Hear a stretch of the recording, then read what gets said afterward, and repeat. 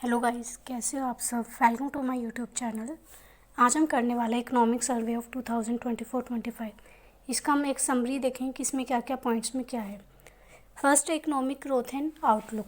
तो इसमें जो जीडीपी ग्रोथ है वो हमारी 25 ईयर के लिए क्या एस्टिमेट की गई है, डैट इज़ 6.4%। और फाइनेंशियल ईयर 2.26 के लिए जो है वो 6.3% से लेकर 6.8% के बीच में एस्टिमेट की गई है। अगर ग्लोबल कंटेक्स्ट के उस पॉइंट ऑफ व्यू से बात करें तो वर्ल्ड इकनॉमी जो है हमारी 3.3% से जो कि 2023 में ग्रो की थी वो नेक्स्ट 5 ईयर में 3.2% प्रोजेक्ट की गई है। और इंडिया जो है अभी भी एक ब्राइट स्पॉट की तरह ही काम कर रहा है। मतलब ब्राइट स्पॉट का मतलब ये अभी तरक्की ही कर रहा है, ग्रो ही कर रहा है। नेक्स्ट है sector wise performance. Sector wise हमें पता है 3 सेक्टर हैं हमारे, एग्रीकल्चर, इंडस्ट्री और सर्विसेज। एग्रीकल्चर में जो है कितनी जो एस्टिमेटेड ग्रोथ बताई गई है फाइनेंशियल ईयर 25 में, दैट इज़ 3.8%। और जो खरीफ फूड ग्रेन प्रोडक्शन है वो भी क्या हुआ है हमारा इंक्रीज़ होगा, डैट वो 5.7% से। अगर इंडस्ट्री की ग्रोथ की प्रोजेक्ट करें तो 6.2% है फाइनेंशियल ईयर 25 में। और कंस्ट्रक्शन जो है और यूटिलिटीज़ है इस सेक्टर में ज़्यादा जो है परफॉर्मेंस हमारी देखी जाएगी। सर्विसेज की बात करें तो 7.2% एस्टिमेट की गई है फाइनेंशियल ईयर 25 में। और जो सर्विसेज है हमारे 12.84% से क्या होगा, इंक्रीज़ होगा। तो इसमें मेनली इकोनॉमिक सर्वे में अब इसमें क्या देखेंगे, हम डाटा ही देखेंगे क्योंकि डाटा इंपॉर्टेंट बहुत होता है पेपर के पॉइंट ऑफ व्यू से। तो किस में सेक्टर में कितना डाटा है हम वो इसको याद करने की कोशिश करेंगे। थर्ड है इन्फ्लेशन एंड फिजिकल हेल्थ।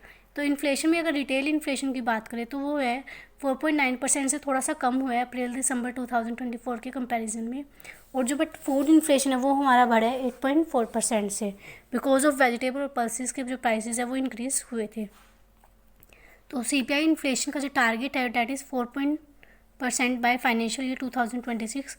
और कैपेक्स जो है हमारा, कैपेक्स क्या होता है, कैपिटल एक्सपेंडिचर भी जो है वो 8.2% से हमारा बढ़ा है। फोर्थ है एक्सटर्नल सेक्टर एंड फॉरेक्स। अगर फॉरेक्स रिजर्व की बात करें तो डॉलर 640.3 बिलियन जो है हमारा इंक्रीज़ हुआ है।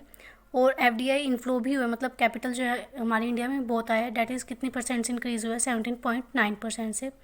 बट करंट अकाउंट डेफिशिएट जो है 1.2% से देखा गया है।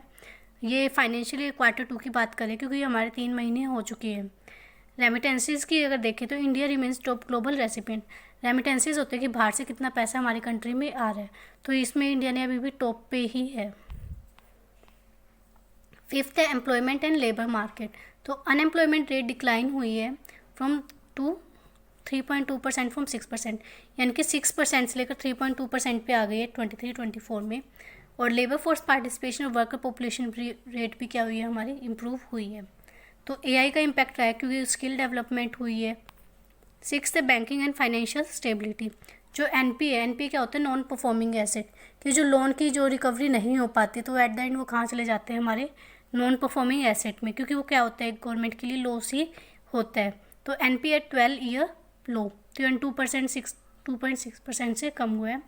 और bank capital adequacy that is CRAR भी जो है वो 16.7% है।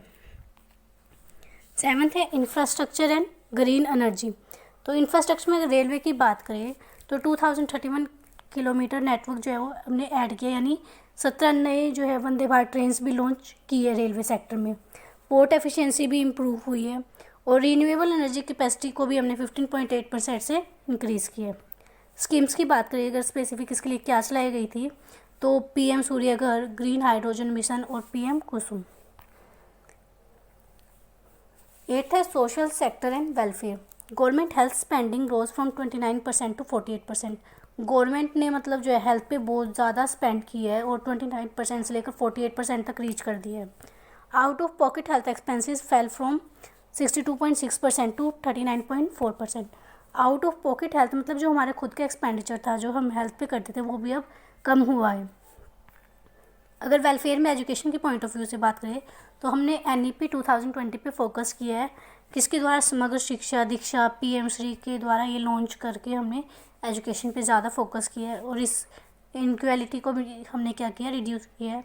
जो गिनी कोफिशिएंट था वो भी क्या हुआ है, डिक्लाइन हुआ है। नाइन्थ है MSME and D regulation. MSME क्या होता है? Micro small and medium enterprises.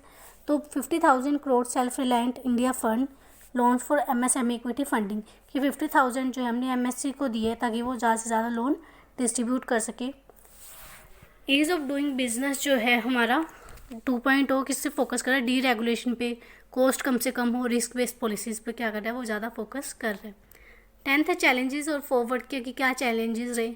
अगर रिस्क की बात करें तो जियो पॉलिटिकल टेंशंस रही, ट्रेड अनसर्टेनिटी क्योंकि ये वॉर हो रहा है तो कमोडिटी के प्राइसेस में भी बहुत चेंजेस आ रहे हैं। बट अपॉर्चुनिटीज़ देखें तो रूरल की जो डिमांड है, यानी कि गांव के लोगों की डिमांड क्या हो रही है? बढ़ रही है। मैक्रो इकोनॉमी में स्टेबिलिटी आ रही है और कैपिटल एक्सपेंडिचर भी हमारा पुश हो रहा है। अगर रिफॉर्म्स की बात करें तो डी रेगुलेशन, कि हमें अब थोड़ा सा रेगुलेशन कम करना चाहिए और एक कम्पिटिटिवनेस जो है उसको बूस्ट करना चाहिए ताकि लोग आपस में कम्पीट करें और एफिशिएंट हो। AI जो है अब इंक्रीज़ कर रहा है तो ये हमारे लिए रिफॉर्म है। तो ओवरऑल क्या रही है? एक स्ट्रॉन्ग ग्रोथ, फिजिकल स्टेबिलिटी हमने देखी है और इन्वेस्टमेंट कहीं ना कहीं हमारा बढ़ा है। अगर फोकस एरिया की बात करें हमने किस पे ज़्यादा फोकस किया तो इंफ्रास्ट्रक्चर हो गया, ग्रीन एनर्जी, AI हो गया, डी रेगुलेशन कि भाई अब इतना रेगुलेट मत करो, मार्केट फोर्सेस पर सब छोड़ दो। तो 2047 पर ये विकसित भारत का एक ये एम है। आई होप आपको ये समरी समझ में आई होगी। Thank you.